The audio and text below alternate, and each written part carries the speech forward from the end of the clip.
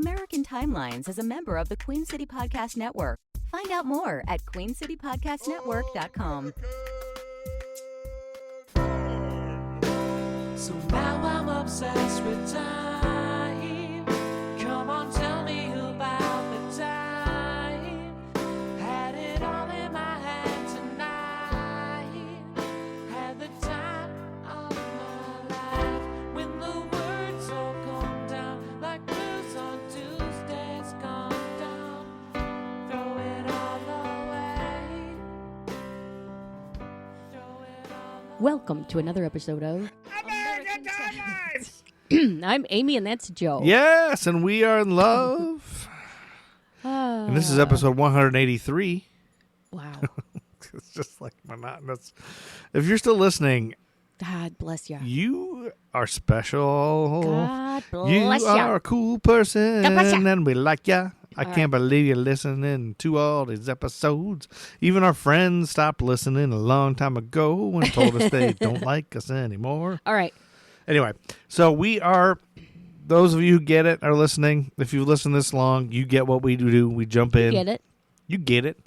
We're true crime. We're history. We're chronology. We're pop culture. We're newsworthy things We're that happen. paranormal sometimes. Paranormal, and we're going to be paranormal today. Woo! Spoiler alert. I got a cool UFO story.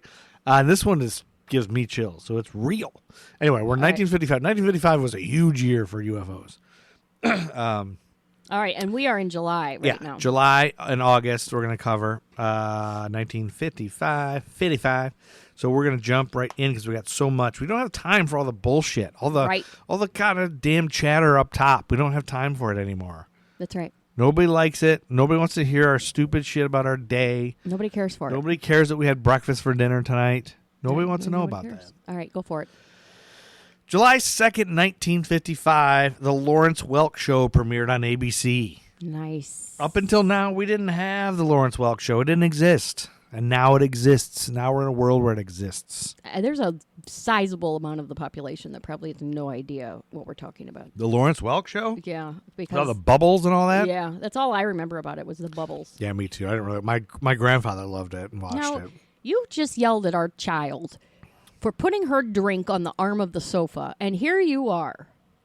There's a difference between the sofa in the living room that costs money that we're still paying off. It doesn't matter. And You know and what a this- pain in the butt that it would be to clean up if it fell down in the crack This of the sofa. is the sofa in the garage in our podcast studio that's covered in stains.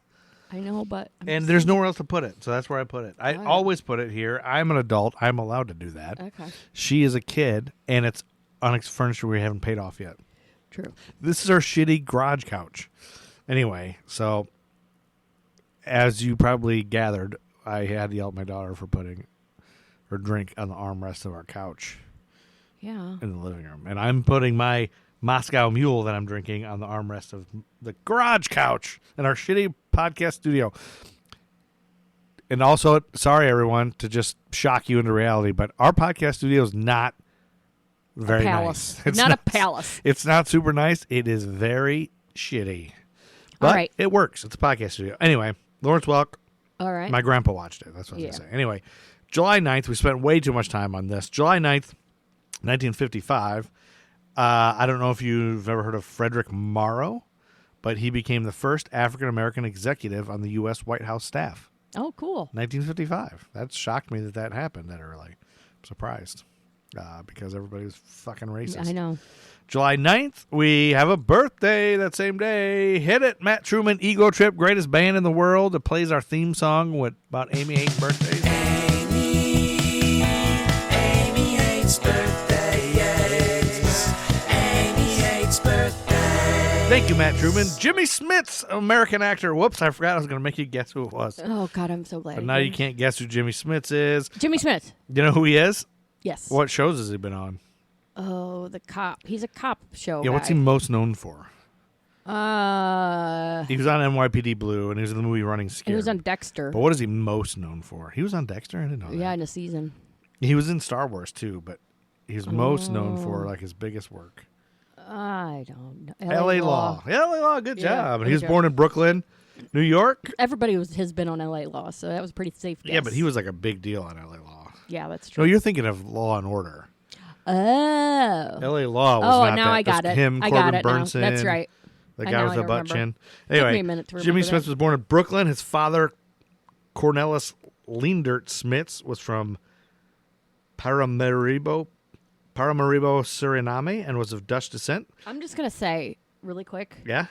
that if His mother was Puerto Rican. you can't pronounce something, it's probably best to leave it out. I'm just going to say because it can't be pleasant to listen to Nah, it's pleasant. because it's excruciating for me. Paramaribo. That's because you don't love me anymore. You've been trapped in a loveless marriage with me. His mom is Puerto Rican. He has two sisters, Yvonne and Diana. Grew up in a working class neighborhood. At 10 years old, he lived in Puerto Rico for a couple of years. Until then, he didn't even speak Spanish, so that was difficult. But anyway, Jimmy Smits was an athlete in his youth. Graduated from Thomas Jefferson High School. Notable alumni include Howard Zinn Yeah. and Danny Kaye. Okay. So now you know that Jimmy Smits and Howard Zinn went to the same school. Okay. And I can't believe I forgot to look up the team colors and their mascot. Oh, thank I'm God. a terrible person. Anyway, so we're going to go past that one and go to July 11th. Mm-hmm. July 11th, 1955 is when Congress authorizes all U.S. currency to start saying, "In God We Trust." Yeah. Okay, and that's people? probably where they put it in the Pledge of Allegiance too. Okay, people? It didn't happen until 1955, so we weren't founded on that. Yeah. What's crazy is we were founded on religious liberty and freedom in any religion. Separation of not church and just state. saying God exists. So I kind of looked a little bit into this. President Dwight D. Eisenhower signed into law H.R. 619, the bill that required the inscription of "In God We Trust" to appear on all paper and coin currency. Representative Charles E. Bennett of Florida introduced the resolution in the House, where it won fast backing from the Committee on Banking and Currency and support from like-minded members such as Herman Eberharder of Pennsylvania and Orrin Harris of Arkansas. Quote, "Nothing can be more certain than that our country was founded in a spiritual atmosphere and with a firm trust in God," Bennett proclaimed on the White House floor, which is not true No, at wasn't all. Thomas The whole Jefferson an point. atheist? Yeah, I think so. While the sentiment of trust in God is universal and timeless, these particular four words, "In God We Trust," are indigenous to our country. Furthermore, Bennett invoked the Cold War struggle in arguing for the That's measure. what it's really about. In these days when imperialistic and materialistic communism seek to attack and destroy freedom, we should continually look for ways to strengthen the foundations of our freedom, he said. Adding, "In God We Trust" to currency, Bennett believed would serve as a constant reminder that the nation's political and economic fortunes were tied to its spiritual faith. We will say. I know, it's so, yeah. The inscription had appeared on most U.S. coins since the Civil War when Treasury Secretary Salmon P. Chase first urged its use. Until the passage of the law, however, it didn't appear on paper currency. From time to time, had not been inscribed on certain classes of coins. So Well, and it's going to be on there forever because who's the president that's going to take that off? nobody's going to be like, Yeah, we're get taking rid of "In God We God." Trust" out Yeah. of there. The only way that would happen is if we officially found out for sure. Like some alien came, There was no God. An alien overlord came down. It's like, by the way, I created all of you guys. God's not real. Of course, Yeah. people still wouldn't believe it. They'd still be like, Jesus. Yeah. So that's the only way we could. Or if we stop using currency and we start using, Bitcoin. I was thinking Nilla wafers would be a good thing. Cryptocurrency. We'd be rich. We got so many Nilla wafers. Or you know what would be the best currency for us would be Cool Ranch Dorito bags, fun size Yeah. bags. If that's ever currency, we are rich because nobody eats likes those. I used to love Cool Ranch, but I got my fill of it because I have to eat them all. Anyway, July 14th, 1955, back to the timeline. 2 people were killed and many were dazed when lightning strikes an Ascot racecourse in England. I know that's not in America, but it was a lightning strike. Oh, wow. According to the International Journal of Meteorology, many spectators were sheltering from heavy thunder and rain near a refreshment, a.k.a. tea, tent, and an ice cream stand located opposite of the royal enclosure. According to some witnesses, there were 3 lightning flashes in quick succession, with the third striking the metal fencing near the tent. It ran along the rails as a brilliant blue light, then passed via side flashes and ground current to those people standing near the rails and others further away sheltering near the refreshment tent. Those nearest the fence appeared to be more seriously injured. Around 50 people were thrown off their feet and left flying unconscious, Jeez. injured, or were walking about dazed and confused. I guess so. Other spectators, police, and doctors rushed to help, and ambulances were called to transfer the individuals to local hospitals. And the 2 people who died, one woman, Mrs. Barbara Batt, 28 years of age, was killed instantly. She was expecting her first baby in about 4 months. Another person, Leonard Tingle, age 51, died later in the hospital one Poor day Leonard Tingle. after being struck. I know, I feel bad for Leonard Tingle and Barbara Batt. All those affected by the lightning strike were transferred to the casualty departments of the nearby Windsor group of hospitals, although some had recovered by the time of their arrival, such that they were 37 were admitted. Yeah, there was, yeah, that's crazy. Yeah. Can you imagine? No. They did say that a lot of those people suffered, like long-term damage. I'm sure. And people said most of the people said they first felt a sudden shooting pain in a limb or a sensation of being struck on the back of the neck, followed by a weakness and pins and needles. Mm-hmm. The latter effect lasted for 2 to 3 hours in some of those cases. My. Yeah, we should ask our sister-in-law what it's like to be struck by lightning. She's been struck by lightning, I think, like 10 times or something. Who? Susie. You're kidding. She just got struck by lightning. Wow. I don't know about 10 times, but she was holding a door handle. Oh, I think I did remember this story. When she got struck by lightning.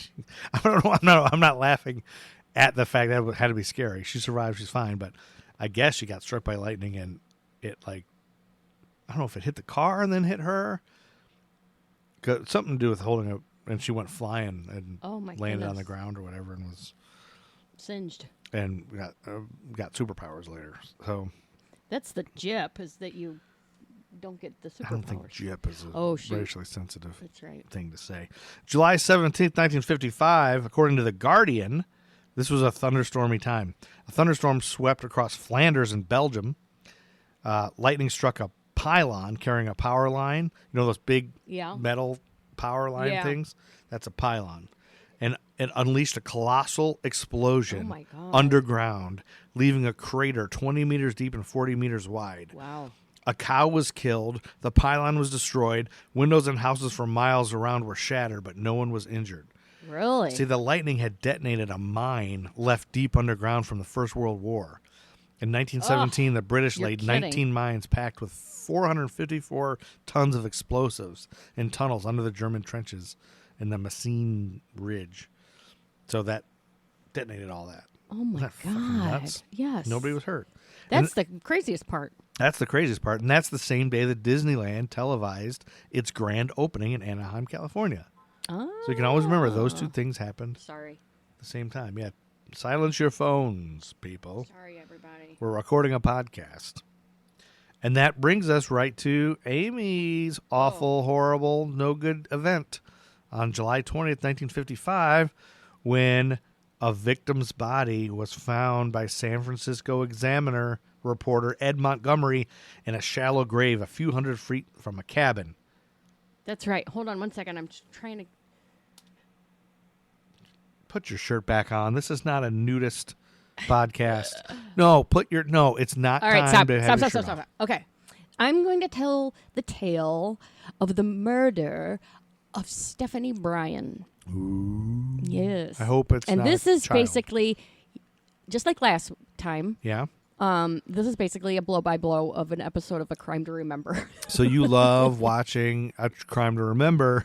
From now on, this podcast will just be Amy's recap of a show she watched. That's right. Hey, it's better than reading word for word somebody's article. God damn. Another phone call. Hold on. Okay. Is it the cops? I think. So this is Berkeley, California. Okay. Stephanie Bryan was a 14-year-old girl. And her body was found on July 20th, But we're backing up a little bit. Okay, we're going to back up. So she's a 14-year-old girl living in California. She was a typical all-American girl. Now, I'm going to say just now, not to speak ill of the dead, but I generally don't care for 14-year-old girls. Well, that's probably a good thing, I guess. Well, our daughter... It's 13. Oh, she's not 14. I was just going to say I'm mad at her. Yeah. But anyway. I'm mad at our 13-year-old girl right now. for being bad. All right. Anyway. On April 28th, 1955. Oh, April 28th, 1955, the same day that German bass player Dieter Rubach was born in Solingen, North Rhine-Westphalia, Germany. He was in the heavy metal band Accept, and later on in 1983, he started his own band, Bad Steve, a heavy metal band called Bad Steve. That's why you put that on there? That's why I put that in there. And I started listening to it. It's actually pretty kick-ass. Oh, my God. So if you haven't ever heard of Bad Steve, look up their albums and buy them. All right. Yes, on that day, she vanished. So Berkeley, California at that time was very Leave It to Beaver-ish, they said. It was? Yeah, it wasn't like hippies and all that yet. Not in 1955. Berkeley was just like... It was much more... Like, it was kind of upper middle class. Nice grass. Every Yes. lawn was the same. Yep. Everybody's dad wore a tie. And the family was well off and had moved from Massachusetts 2 years previously. Must be nice. Dad was a doctor. Okay. They were proper New Englanders. Okay. The first sign that something wasn't right was that Stephanie, who was a very well-behaved child, didn't come home from school. Oh, that's not She was good. supposed to get home at 3:15. So then when it turned into 4, Mom thought something wasn't right, so she called the school. I hate that. She found out that she had left as usual. She had Oh, left gosh. school. The heart sinks. See, now, Yeah. before we had kids, this wouldn't affect me much. I'd be, oh, yeah, whatever, blah, blah, blah. But now that I have a kid, especially that age, and we Yes. just tonight, we didn't know Yeah. where our daughter was, and she came on, her phone was dead, and we're mad. Right. Of course, we're not mad at her. We're mad because we love her and we're worried. Right. You know, it's being a worried parent sucks, man. I know. And we're only just beginning this journey of Yes. always being worried about our kids. And it's Yes. going to happen more and more and more, always worried where they are. So as a parent, it really is true what they say. Once you're a parent, you completely change your perspective and you have more empathy and stuff, especially for kids and Yep. stuff. So, So this is anyway, hard. Go ahead. when it turned into 4, Mom thought something was... Okay, I already said that. Sorry, yeah. Then she got worried. So she found out she left. She called Stephanie's friends then. Yeah. Stephanie was nowhere.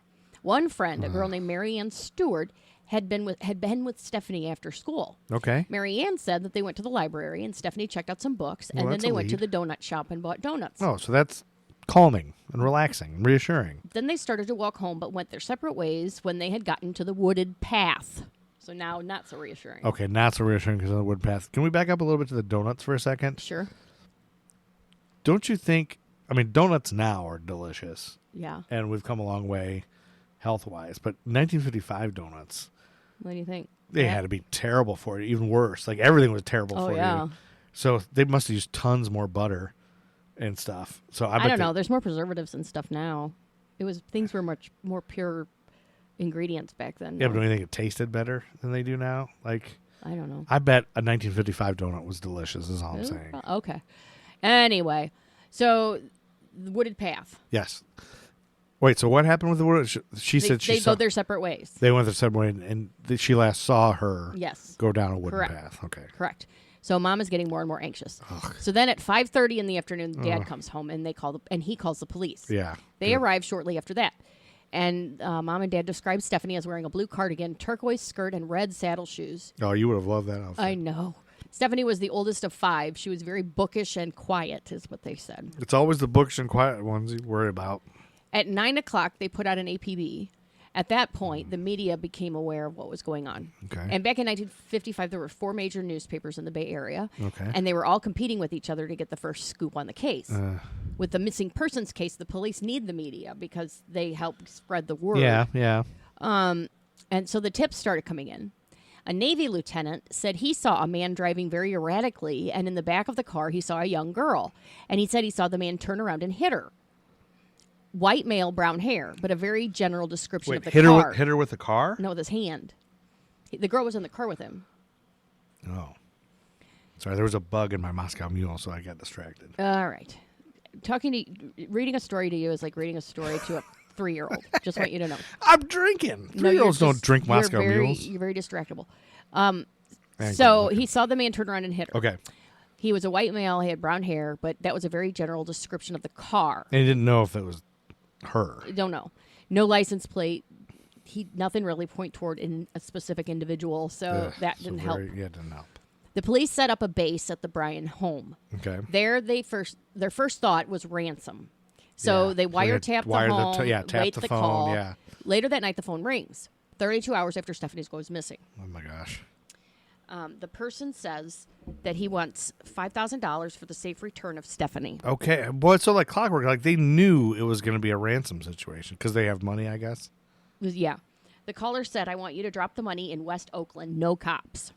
Of course. So Dr. Bryan quickly gets the cash and makes a beeline for the spot with the cops, of course. Of course. A man walks up to his car and asks, are you her father? The cops spring out and catch him. Yeah. And he's an 18-year-old named L.C. Elliott. Huh. And Elliott, who is black, tells them that he's been paid by a white man to collect the ransom. Probably right. But when the cops searched the area, they came up with nothing. The whole thing smelled wrong. So eventually he just broke down and said, I didn't know anything about kidnapping, but I read about it and thought I could make some money. So 4 days after Stephanie disappears, a man driving down the road pulls over to go to the bathroom. He sees a book. It's Stephanie's French book. It was found on Franklin Canyon Road, which is an hour from where she disappeared. So this crime scene is now extended. So this LC guy, they don't think he did anything, No. right? Oh, this was just a hoax. Yeah. Okay, good. So now the crime scene has extended well beyond the Bay Area. Okay. Too much time has passed without a ransom call. So now police are worried about the worst. Yeah. Back in 1955, they didn't know anything about profiling or investigative criminal analysis. Yeah. So there's not a lot more to go on than contacting people that may have had the propensity to do something like this. So they haul in all the, what they called lowlifes, flashers, mashers, pervs, and jerkers. Wait, they call it the Pervs and the Jerkers? Yeah. Oh, man. They Pervs did. and Jerkers is my band's name. They called them all. That came to a dead end as well, though. Pervs and Jerkers. Stephanie's disappearance had been headline news by this time for over 2 months. Yeah. There was a $2,500 reward. The case was cold. So then, in a house in Alameda, Georgia Abbott, a 33-year-old cosmetologist, goes down into her basement and finds a red leather purse. Inside the purse, she finds Stephanie Bryan's library card. Wait, this old lady finds the purse in her basement? She's not an old lady. She's like a, middle-aged. 30s, probably 30s. Oh, So, okay. yeah, she finds this purse in her basement with Stephanie Bryan's library card in it. Okay. So she takes it to the police. Okay. And detectives go in and they try to figure out how the item ended up in her basement. How was this in your basement, lady? She said she Mrs. had gone Abbott? down in the basement to look for a hat for a costume. Okay. And her husband, who is Burton Abbott, Burton Abbott is her husband. he's George's husband. He's 27. He's an accounting student at UC Berkeley. He sounds suspect. Police want to question him. Sorry, And they accounting find out students. that they've been married 7 years and living in the neighborhood for 5 years. Oh, boy. Burton said he had been cooking, and then his wife came up and showed him the purse. They recognized the name from the papers. So Burton and Georgia also lived with Burton's mother, Elsie. Oh. Her name was Elsie also? Elsie? Whose other else's name is Elsie? The guy who tried to hoax him. That's No, Elsie. L.C. Yeah, but it still sounds the same. Yeah, it does. That's true. Sorry. I didn't think about I'm that. an idiot. Georgia told police that the whole family had access to the basement, so it Yeah, could've been everybody any can go of to the them. basement whenever you want. But then they had also used the basement as a polling station for the election a few months before. So a lot of the public was down there. Including pervs and jerkers. Probably. Police questioned Burton's neighbor, Otto. Yeah, who because he was probably weird. Well, he was there when they came, they called the police, and the police came. Yeah. This neighbor guy was there with them. Otto showed up. Otto. So And Otto's a creep. He's a neighbor. So they questioned him, and because he was at the residence when they had arrived. He told them that he was a family friend and that Georgia works at his wife's beauty salon. So, Georgia works at his wife's beauty salon. Okay. yeah. Otto Desmond was married to Leona Desmond, who owned the beauty parlor where Georgia worked. He was an ex-Marine, did a little construction work. He said that he was at the construction job at the time of the crime. Georgia said she was at the beauty parlor that day. Burton said he was headed up to the family cabin for a fishing trip about 300 miles away. He stopped off for a meal at the Chuck Wagon and another place for some drinks, then arrived at the cabin. So police went to check this cabin out. No signs of Stephanie. They ask a waitress at the Chuck Wagon, and she recognizes him. She described what he was wearing, which matched what he had said he was wearing. So this cleared Burton. So the cops turned the Abbott's house inside out. Burton's car really matched what the description of what people had called in with leads. So they checked his car, too. So They also go down into the basement, and it's like half dirt, half pavement in the basement. Okay. So they decide to start digging. In the basement? Yeah. Yeah, because you can just, Police find a book in the dirt that Stephanie had checked out from the library. Oh, no. They also find her glasses and her bra. Oh, no. Obviously, something horrible happened to Stephanie. Yep. So Burton, In the Burton basement. he denied that he had anything to do with it. He said he's being framed and that other people had access to the basement. He agreed to take a polygraph test to try to get his private life back, But basically. as we know, those aren't accurate. Because the media had infiltrated his home by this point. So Yeah. he was just like, fine, I'll take a polygraph test. And it was administered by a man named Al Wydell, who was one of the top polygraphers in the country. Okay. During the examination, he said that on the day in question, he left home and went to his wife's parlor to say hello at about 10 o'clock a.m. Then he drove up to Weaverville to the cabin. He stopped for gas. He doesn't have a receipt. He stopped for dinner. He stopped at the Wildwood Inn and had a drink. Said hello to the owner, then went to the cabin and went to bed. On the route to the cabin was Franklin Canyon Road, where Stephanie's French book had been found. The results of the polygraph were inconclusive, so they couldn't tell. They couldn't tell if he was lying or not. But even if they said he was in, either way, they're Right, you inconclusive. can't do it. So then they get an anonymous note, Okay. and the note says it's not Burton who they need to look at, it's Georgia and Otto. Really? So the detectives decide to question Burton's mother, who may know what's going on between Okay. Georgia and Otto and Burton. Oh, she might have some insight on an affair or something, maybe? Yeah. So Elsie says, Georgia jumps from man to man. She's unfaithful to her son. She's unfaithful to my son. Okay. That's basically what she says. So you have Burton saying someone is framing me, and Elsie saying Otto could be one of those people. Right. Investigators recall that they thought Georgia and Otto were a little cozy when they went to... Yeah, At the something beginning. going on. You can feel that. You can sense that. So they started wondering, did Otto frame Burton so that he could have Georgia? Yeah, get rid of him and have her all to himself. Otto's neighbor came forward. She said she had heard screaming from his garage the day Stephanie went missing. From Otto's garage? Yeah. Not only that, she said a hoe and a shovel that had been missing from her garage. Not a hoe as a prostitute, No. but a garden hoe. Right. So they We're brought... missing. Yeah. So And they a brought shovel. Otto in for questioning. Okay. At first, he denied an affair and the rumors from his neighbor.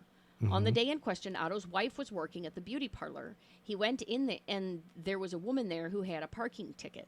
He volunteered to take her parking ticket to the parking bureau and pay it. So that puts him in Alameda when Stephanie disappears, which is an ironclad alibi. Yeah, because they probably have record of Yep. him being there, yeah. So the line of questioning stopped right there. So Ironclad. police decided that there had to be something up at the cabin that the cops had missed. Yeah. On July 20th, Yep, which is where we're 1955 is where we are in the timeline. they went out and looked around. Mm-hmm. Finally, at the end of the day, they got some bloodhounds who hit on a scent at a location way up on a steep hill. Mm-hmm. As they get closer, they see a little saddle shoe sticking out of the dirt. They had found her. It was about 330 feet from the cabin. They could tell from bug larvae that she had been killed shortly after her abduction. There had been some very severe blunt force trauma to her head. They saw that her underpants had been around her throat. So police arrested Burton. So, real quick, I mean, you listen to these all the time. So, they could tell from bug larvae Like the stage of the bug larva. in her body? Yeah. Like bugs that have... Yeah. They could figure out, like... Because the blue bottle fly, I think it's called. Yeah. Blue fly. No, what's it called? I don't care what... Anyway, but whatever bug goes into dead bodies. Yeah, they lay eggs like at a specific time after somebody's died. Really? Yeah. And then they hatch and stuff. How and do see they if it- know when the bug got there, though? Like... I don't know. But they can just tell that Yeah, they they'll can tell. bugs appear at this time. Mhm. That's crazy that's so I know. common that they know how to do that. Well, that's what they have body farms for, you know. That's what I want to do.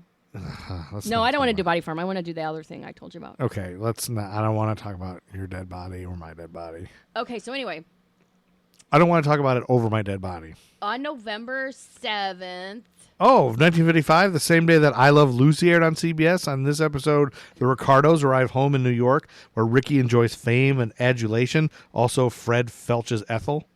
stop it. Yeah, I think allegedly that's what That's what happens. happened. You can just assume. So that's when the trial started. Okay. It was packed. Burton Abbott had no emotion that was consistent with the fact that he was facing homicide and the possibility of a death sentence. So, that's the flag, right? If he doesn't show emotion, it means he's like some kind of psychopath, maybe. or He was very glib and charming, it said. he was glib and charming. Yeah. So Laughing and joking to the media. Yeah, so that's weird, right? Yeah. Burton said on the day in question he left for Trinity County at about 10 a.m. The waitress said she had seen him at the Chuck Wagon Thursday night, but the bartender at the Wildwood Inn remembered it differently.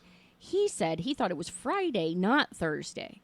So the DA wanted to show that if Abbott was a liar about one thing, chances are he's a liar about other everything. things. Finally, the prosecution brings out their secret weapon, forensic expert Paul Kirk. He was a nationally renowned criminologist. Paul Kirk, he's going to fix it. He had found fibers in Burton Abbott's trunk that matched the fibers in Stephanie's sweater. Really? Fibers. As well as hair that matched hers in the trunk. Oh, so that's ironclad. So, and I totally And get this. Hold on. This is going to be the nail in the coffin right here. Nail in the coffin, y'all. On his boots, they found dirt that matched the dirt 9 inches down into Stephanie's grave. Whoa, 9 inches down. Yeah, so it had to be him. It had to be him. And plus, he's acting fucking weird for a guy who's, yeah. So the prosecution laid out their story. So who cares that Otto, at this point, who cares that Otto was cheating? Right. Or, what's the wife's name? Georgia was cheating with Otto. She probably sent someone up with her crazy ass husband. Maybe. So and she was seeking the love of another man. The prosecution laid out their story. On April 28th, Stephanie Bryan was walking home from school. Yeah. Burton grabbed her, hit her so he could get control of her. He then put her in the car. Okay. He had an instrument that he used to inflict blunt force trauma. That's always hard to say. And then when he was finished with her, he put her in the trunk and drove up to Trinity. He buried her 300 feet from his cabin. And then on his way home, he discarded the French book.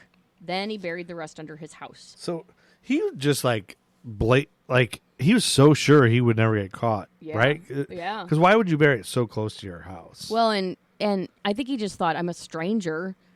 Yeah, nobody's going to suspect me. Right. I have no connection to this person. So if that purse had never been found, he would have never probably been implicated at all. Unless somebody else moved into that house and got the... But he's also like a rich white guy that... Yeah, that's true, too. Like, just probably assumes he can do whatever he wants. Yeah. So chances are he's probably done whatever he wanted his whole life. He's probably taken advantage of shit like that. So, I wonder if he's murdered other people. The jury deliberated for 6 days. Then on the 7th day, the jury was back. Burton was found guilty. He was sentenced to death. On March 15th, 1957, Burton was executed. He was executed the same day that on Blondie, Dagwood's uncle sends him a statue of an Indian idol that is bad luck to all in its path on NBC. Oh. Also, Dagwood, the male guy that Dagwood always crashes into, slept with a... Are you trying to make something up on the Well, fly? yeah, because the Ethel and the Felching. I was going to try to stay consistent with that, but I couldn't think of anything. Well, it can't all be winners, man. No, but Fred did Felch Ethel. I don't even know what Felching is. Okay, so is that it? That's it. That's the whole story? That's what it was. Did you know there was a Blondie show based on the comic strip? No. There was, and I watched a couple episodes. It's like, it wasn't good. Oh. It's like all those old 50s shows. But anyway, so that was a roller coaster of a murder. Yeah. It was sad. Yeah, that is sad. So let's finish up. We got to finish July, and we got some August stuff. Can we take a minute? Yeah, you want to take a quick break? Yeah, let's do it. So we can decompress. I need to use the facilities. You don't want to finish July and then use the facilities? All right. I got 3 things, then we'll take a break between July and August. Okay. For a sponsor. All right. Go for it. July 22nd, we have a birthday. Hit it, Matt Truman Ego Trip. Amy hates birthdays. Amy hates birthdays. Born on July 22nd, 1955 in Appleton, Wisconsin, one of 8 children of Muriel Isabel and Dr. William Alfred Dafoe. This person recalled in 2009, quote, "My 5 sisters raised me because my father was a surgeon, my mother was a nurse, and they worked together, so I didn't see either of them much. In high school, he acquired the nickname Willem, which is the Dutch version of the name William." Is this Willem Dafoe? Willem Dafoe! He attended Appleton East High School. Team colors red, white, and blue, home of the Patriots. Notable alumni include Christine Boskoff, a mountaineer, Defoe studied drama at the University of Wisconsin-Milwaukee, but left after a year and a half to join the experimental theater company Theater X in Milwaukee, Wisconsin, before moving to New York City in 1976. Willem Dafoe is your favorite. Yeah, not really. And I love photoshopping No, you do. Willem Dafoe in a Speedo into people's family photos. Yeah, you know you do. It's a lot of fun. And then July 26th. 26. July 26th, the Freudian slip, because this is a sexy thing I'm about to talk about. July 26th, 1955, Ted Allen throws a record 72 consecutive horseshoe ringers. Wow. That's a lot. I bet that was exciting. Yeah. Yeah. And then, you know what?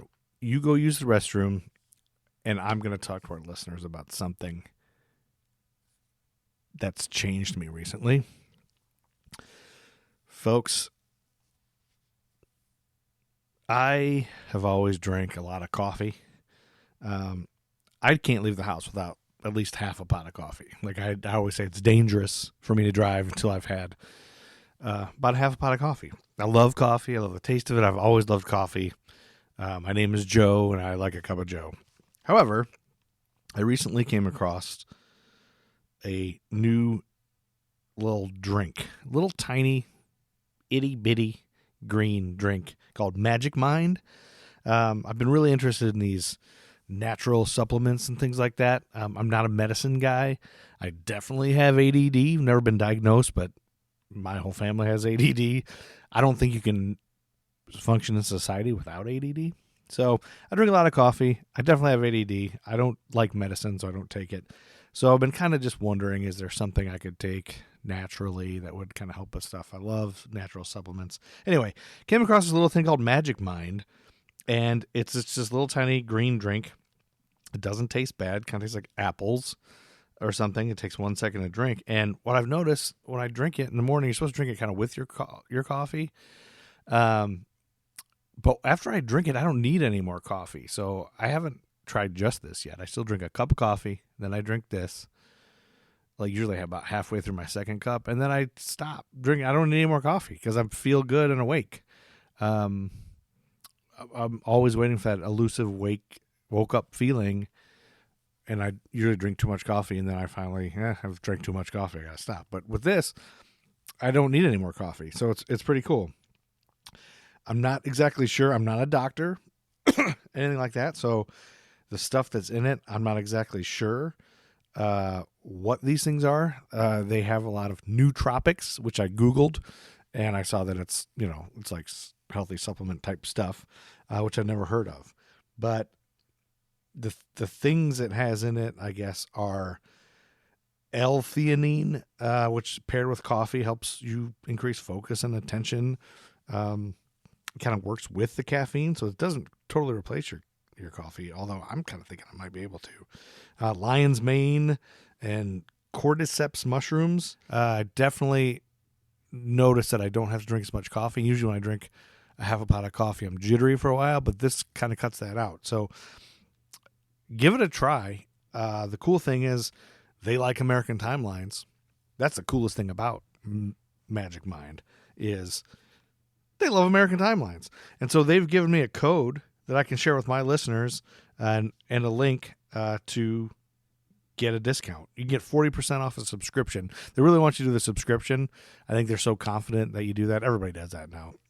So you can get, for 10 days, you can get 40% off your subscription at www.magicmind.co/ATL for American Timelines. When I saw the code, I was like, Atlanta? What does that have to do with it? But it's American Timelines, ATL. And you can use my discount code, ATL20. Again, it's HTTPS if you want the little, private thing. www.magicmind.co/ATL. Discount code ATL20. So anyway, I'm telling you, it seems to work pretty good. I've been taking it for 4 days now.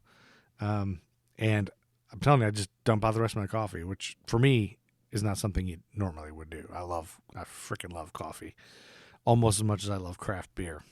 Anyway, so Magic Mind is something you should check out. So check out Magic Mind, www.magicmind.co/ATL, and your code is ATL20 for American Timelines. Seriously, check it out. I think I feel great. I think I feel healthy, and I think that's helping. So check it out, y'all. And thank you, Magic Mind, for loving American Timelines. I love you, too. Boom. And here comes my beautiful wife, back from her break. Okay, you ready? I got some interesting stuff for you I think you'll like. Okay, let's swing it. So Get your dick out. I will get my dick out, like the Kids in the Hall. If you haven't seen the new Kids in the Hall, the reboot, check out the first episode because you get to see Kevin McDonald's penis and the other guy. You get to see two of the kids in the Hall's penis. Anyway, so I'm going to get my penis out in honor of them. So back to August 1955. Yes. What is your feeling on Hugh Hefner? He's a pig. You think so? Yeah. Well, I'm going to tell you a little story of something he did that I think I don't think it'll change your complete opinion on him, but it might get a little respect for him. Yeah, you might have a little respect You for said him. Hugh Hefner, right? Hugh Hefner, yeah. The I get Playboy him and Howard guy. Hughes confused all the So time. Hugh Hefner is the Playboy guy. Yes, I know. So so, he's famous for Playboy and having all those, 8 wives or whatever. Right. And they're all young Playboy models. But part of me thinks he's gay. You know what I mean? Like, Yeah. that's probably why they're all willing to be, like, he's probably gay and doesn't like any of them. I doubt it. Yeah, maybe not. But here's another thing he just, I don't know, always went in that bathroom. Anyway, in August of 1955, Playboy published sci-fi writer and famed Twilight Zone scribe Charles Beaumont's The Crooked Man. Have you ever heard of The Crooked Man? I don't think so. So it was written in his 20s. Beaumont's short story followed a man named Jesse who was forced to hide his heterosexuality in an alternate universe where all inhabitants were gay and straight relationships were criminalized. Oh, wow. So by the time the story reached Playboy editor-in-chief Hugh Hefner, it had already been rejected by Esquire. That's some anti-homosexual propaganda for the 50s. Be anti-gay because you're drumming up fear that the gays want to take over and turn everybody gay. One only has to consider the political climate of the time to understand why they rejected it. No, it's the opposite. Like it's showing an alternate universe where gay and straight where the gays where are straight relationships are criminalized. Right. Like it's showing the opposite. It's showing I got it. Yeah. So it's not anti-gay at all. It's like showing you like, hey, look how it would be if the shoe was on the other foot. Like, oh, I see. It's like showing you like, look what gay people have to deal with. Right. And that's why everyone else rejected it because they didn't want to normalize gay relationships. So in the wake of renewed patriotism after World War II and rising Cold War tensions, U.S. Senator Joseph McCarthy drove his fear-fueled brand of nationalistic paranoia, dubbed McCarthyism, to its apex in the 50s. It didn't just trigger the Red Scare, but also the lesser-known Lavender Scare, in which gay men and women in America believed to be communist sympathizers were actively blocked or fired from government employment and military service. I worry that's coming again. Thousands of homosexual men and women lost their livelihoods as a result. With anti-sodomy laws on the books in every state, homosexuality was effectively illegal. It wasn't until 1962 that Illinois became the first state to remove criminal penalties for consensual sodomy. Meanwhile, in urban areas across the country, the U.S. State Department gave local law enforcement the power to regularly raid underground gay bars and jail their patrons, since LGBT people represented perversion and threatened America's safety. The riots outside Greenwich Village's Stonewall Inn in June 1969, after one such raid, launched the gay rights movement as we know it today. So this was way, way before all that. This is 55. Yeah. So following the August 1955 publication of The Crooked Man and Playboy, Hef received a barrage of hate mail. He also received letters of understanding. As Hef said at the time of publication, if it is wrong to persecute heterosexuals in a homosexual society, then the reverse is wrong too. Good. So I was surprised you saw it the other way. Like I guess I'm thinking of current rhetoric and how that's basically the far right's argument now is that teachers are groomers, and when we talk about homosexuality at school, we're trying to turn kids gay. Yeah, you're trying to get rid of all the straight people. And that the gays are trying to convert everybody gay, and that till the gays are going to be the majority or something. I don't know. Well, they're scared of that because that's what they've been doing the whole time, their whole life. Right. You know, like, it's such a crazy time in that now so many kids are feeling empowered to come out, and it's not enough, but it's comparatively to when we were kids, you know, you and I were just talking about this with our kids. Like, we live in a rural area of North Carolina, of the South, and our kids know and are friends with a lot of gay, transgender, everything kids by, you know, and they accept it, and they don't even think anything different about it. Like, they don't, like, it's just normal for them, which is heartening for me and you. I mean, just knowing that you wouldn't. And it makes me kind of hopeful for the future. Yeah. Because the future kids don't give a shit what you are. Yeah. I mean, they're friends with everybody, and that's right. So that's I feel like I have more hope because I have kids, and I see that. Yeah. Where somebody else my age who didn't have kids would be like, everything sucks. But I think that's why the government, and there's so much anti-rhetoric right now for everything, critical race theory, because they see the writing on the wall that's it's their last ditch effort at trying to hold on to the status quo. And I think they feel threatened. They see that the world is changing. It is progressing. You can't stop progress, and it's got a lot of scared white rich people, straight, you know, people scared. I think deep down they realize that learning and reading make people tend to become Democrats, because it's, you know, you look at the reality of the way things are. And for now, until the Democratic Party, until that gets hijacked by some crazy Trump, you know, the parties, that's why I can't subscribe to either party, just because I think right now that seems right. But in 40 years from now, there could be another party, and the Democratic Party could be crazy, hijacked by a crazy nut like the GOP is. Anyway, so that happened in August. August 3rd, Hurricane Connie begins pounding the U.S. for 11 days, making landfall in North Kakalaki and traveling to the Great Lakes. Wow.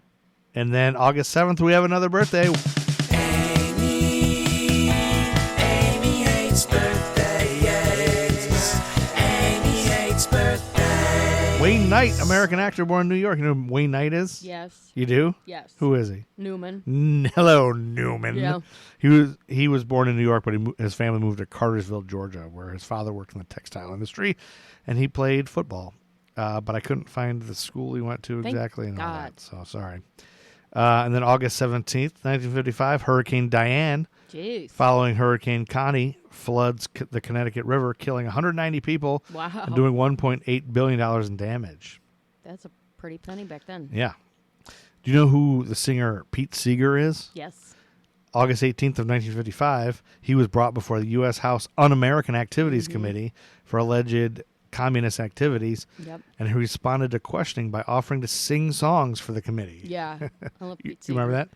He was sentenced to a year in jail for contempt of Congress. So that it's just a whole nother witch hunt of people for being liberals. And then August 19th, WINS Radio in New York City announces it will not play copy white cover versions of R&B records by black artists. Oh, good. So DJs will play Fats Domino's Ain't That a Shame, not Pat Boone's. Good. Isn't that great? Yeah. So that was a thing. I didn't know that happened. That a radio station would stand up like that. So check out WINS Radio. I don't know I should have checked if it still exists. But, probably not. And that brings us to August 21st. Mm-hmm. You don't think WINS Radio still exists? I mean, these radio stations last forever, don't they? Oh. Yep, it's still a thing. 1010 wins all news all the time. It's now a news station, looks like. So anyway, The August 21st, 1955 is the date of the Kelly Hopkinsville encounter. Do you know, are you familiar with this one? No. Being somebody like you who listens Yeah. to a lot of like Last Podcast on the Left and stuff, I thought you already know this one. I don't think so. This one is the basis of the Little Green Men. Like, this is Okay. where it started, Yeah. a lot of people say. So this is also known as the Hopkinsville Goblins case, the Kelly Green Men case. It claimed close encounter with extraterrestrial beings in 1955 near Kelly and Hopkinsville in Christian County, Kentucky, U.S. UFOologists regard it as one of the most significant and well-documented cases in the history of UFO incidents. While skeptics say the reports were due to the effects of excitement and misidentification of natural phenomena such as meteors and or owls. Oh, boy. Yeah. Just owls. The U.S. Air Force classified the alleged incident as a hoax in the Project Blue Book files. So, they did. yeah. And psychologists have used this incident as an academic example of pseudoscience to help students distinguish truth from fiction. So let's get into it. I found a lot of this on history.com and allthat'sinteresting.com, so I kind of melded the two and I put them in my own words because it takes a little time to do that. So bottom line, 21-year-old Billy Ray Taylor of Pennsylvania and his 18-year-old wife were visiting a friend named Elmer Lucky Sutton at his farmhouse in the tiny town of Kelly, Kentucky on August 21st, 1955. Okay. So Billy Ray and Elmer had worked on a traveling carnival together. Oh, boy. So they're carnies. So the Suttons, Elmer's family, included his mother, 50-year-old widow and matriarch of the family, Glennie Lankford, her two older sons and their wives, a brother-in-law, and the widow's three younger children, 12, 10, and 7, all lived on this farm. Okay. Billy Ray, who was visiting, went outside to the well to collect some water. So they didn't have plumbing Yeah. in this house or anything. He saw something streaking across the sky, which he described as a silvery object. He said it was real bright and with an exhaust, all the colors of the rainbow. What? Yep. He freaked out. He ran inside and he told the Sutton family and his wife that he just saw a UFO. It came silently towards the house. He said it came silently towards the house, passed over it, stopped in the air, and then dropped straight to the ground. He said he didn't hear an explosion or anything. He just heard a hissing noise as the object landed somewhere behind the farmhouse. No one really took him seriously until the dogs began to bark at something outside about an hour later. The dogs were going nuts. So Lucky and Billy Ray went to the back door and made out a strange glow, in the midst of which they spied a small humanoid creature about 3.5 feet tall. It had an oversized head, almost perfectly round. Its arms extended almost to the ground. Its hands had talons, and its oversized eyes glowed with a yellowish light. The body gave off an eerie shimmer in the light of the moon, they said. It was made of silver metal. Wow. Terrified, the two men grabbed a 20-gauge shotgun and a course they .22 did. rifle and fired at the little man. Its hands now raised as if held up at gunpoint as it came toward the back door. Then they reported that it did a flip, scrambled upright, and fled into the darkness. Shortly what are you laughing? This is serious. You did a flip. We had to do that little flip first. Did a flip. Shortly after, the men saw a similar creature appear in a side window, and they fired through the window screen. Still impervious to bullets, the little man again flipped, then disappeared. I'll see you later. Yeah, but it's impervious to bullets. I went out in the hallway and crouched down next to Billy when I saw one approaching the door, Mrs. Langford told Isabel Davis, author of an extensive report called Close Encounter at Kelly and Others of 1955. It looked like a 5-gallon gasoline can with a head on top and small legs. It was a shimmering bright metal, like on my refrigerator. Over the next few hours, the aliens would come close and then run away. They flipped up into the trees when the dudes tried to shoot him. Billy Ray was standing near a roof overhang when a claw-like hand reached down and touched his hair, and the group screamed and pulled Taylor back while Lucky shot above the overhang And then another Jeez. similar creature in a nearby tree. And that creature floated to the ground and then scurried into the woods. The Suttons moved inside and spent several hours listening for movements, hearing mostly occasional scratches on the roof. Wow. Finally, when all seemed quiet, 8 of them piled into a car and fled into town to beg the police for help. And that's happened by 11 p.m. They showed up at the cops. And the police were like, what? They showed up at Hopkinsville, Kentucky police station in a state of panic. "We need help," one gasped. "We've been fighting them for nearly 4 hours." 4 city police, including a chief of police, Russell Greenwell, drove out to the Sutton farmhouse to see what had happened. Aliens or not, the crowd at the police station had seemed genuinely terrified. One man had a pulse of 140 beats per minute, allegedly, and Greenwell noted, "These aren't the type of people who normally run to the police for help. These are people who just grab their guns." After the local police chief called for backup, his team was then joined at the Sutton farm by state police, military police from nearby Fort Campbell, and a photographer from the Kentucky New Era local newspaper. There, investigators found shell casings from the gunshots, but nothing else. They couldn't find any proof of anything. But they also couldn't find any proof of heavy drinking, which everybody thinks they're really drunk, and that's why they're saying that. But they didn't find any alcohol or anything. And according to everybody in town, the matriarch, what was her name? The mom. She didn't allow alcohol at the farmhouse, so they said liquor was not allowed. She didn't even allow swearing. They said so. Police didn't find any obvious evidence of aliens, but they didn't find any obvious evidence of intoxication either. During the investigation, one of the officers did accidentally step on a cat's tail in the darkness outside, and it went nuts, and nothing else happened. Sergeant Frank Dudas was not among the officers who visited the Sutton farmhouse, but the summer before, he and another officer had reported seeing 3 flying saucers in this area. Oh. So he said he thought the whole story was plausible. He said if I saw them, then their story could be true. According to that same article, other officers were reluctant to give their opinions. Nobody wanted to even say anything. Well, nobody ever wants to admit that they saw that they might be crazy. Yeah. Well, so. and it ruins people's lives. Like, I don't know if you know who Whitley Strieber is. Is that the guy, Fire in the Sky guy? No, he was he an actor or writer? I think he was a writer. And he wrote some movies. I think it was Fire in the Sky, right? No, that was Travis something. Smalley or something. But Whitley Strieber was abducted. He says he was abducted by aliens several times, and he came out about it, and it ruined his career. Really? And yeah. Yep. But he's got he wrote books about it. About so people the don't want to. Yeah. But people ostracized him because they thought he was crazy and stuff. So Mrs. Langford, the old lady who doesn't let anybody drink, said once the police and everybody left, the creatures returned between 2:30 a.m. and daybreak. Mrs. Langford said she saw one glowing repeatedly by her bedside window, its claw-like hand on the screen. Ew. So people started to not believe the Suttons anymore, though, because later they tried to profit off interest in the story by charging admission to their farmhouse.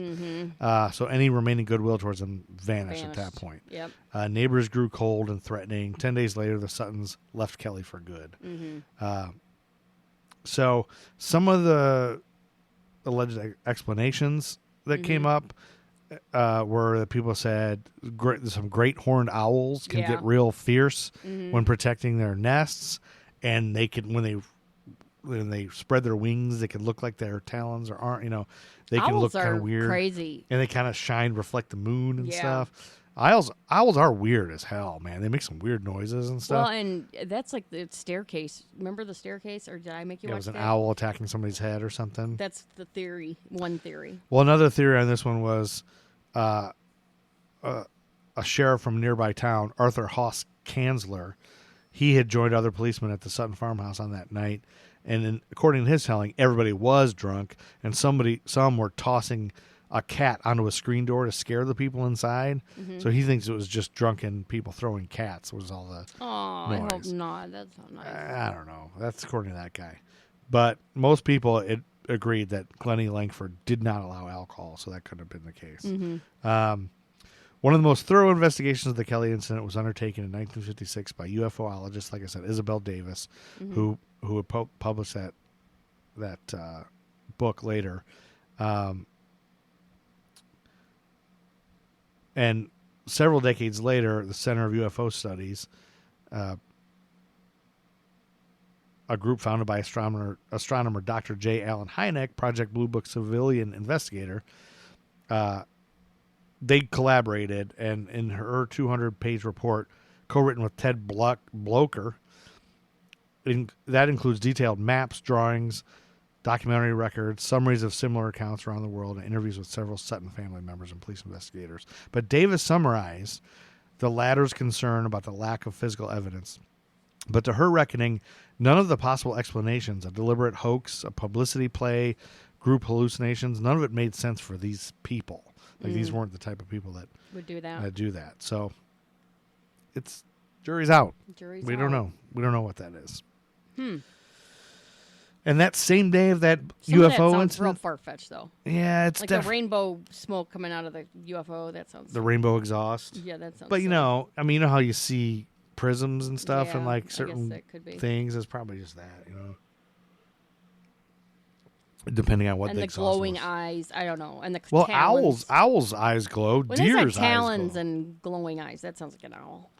Well, if you look this up online, they have a drawing of what it looked like. Mm-hmm. It looks more like a possum mixed with an owl kind of thing. But They said its head was a circle. yeah, but it had these long ears, which ears. they didn't mention in here. Yeah, so if you look up Kelly Hopkinsville encounter, you look up.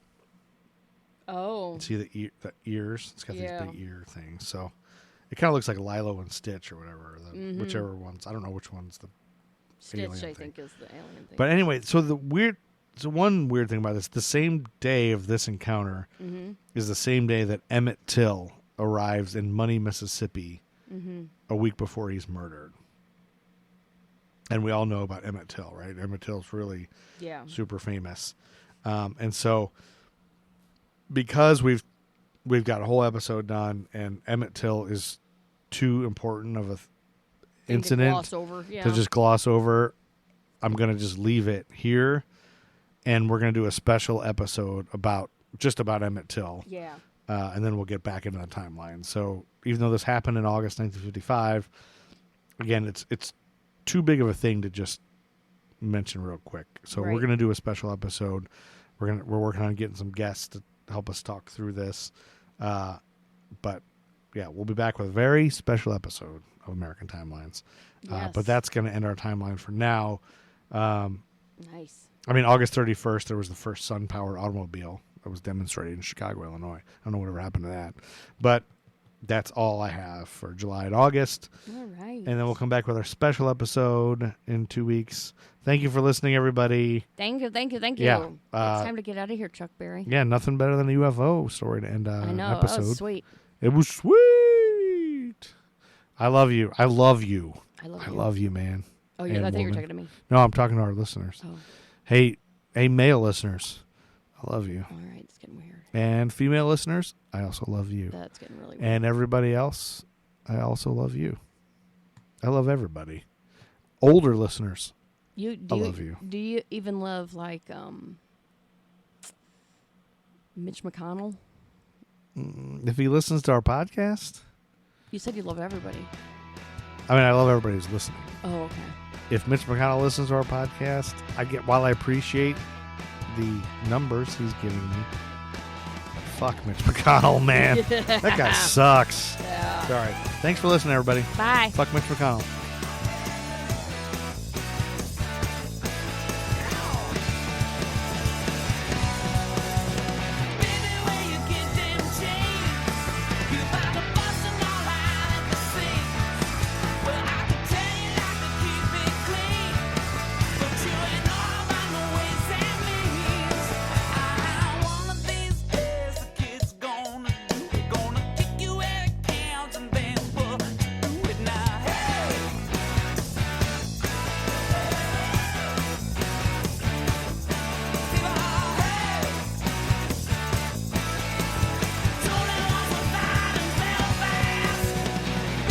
Matt Truman Ego Trip is the greatest band of all time. Buy their music.